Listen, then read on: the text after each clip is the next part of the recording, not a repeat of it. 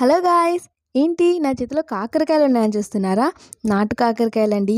ఈ నాటు కాకరకాయలతో పచ్చడి పెడితే అద్దిరిపోతుంది. వాటికి కావాల్సిన ఇంగ్రీడియంట్స్ ఒకసారి చూసేద్దాం. ఎల్లిపాయలు, కారం, ఉప్పు, ఆవాలు, జీలకర్ర, మెంతులు, ఫైనలీ కాకరకాయలు. దీని మేకింగ్ ప్రాసెస్ ఇప్పుడు చూసేద్దాం.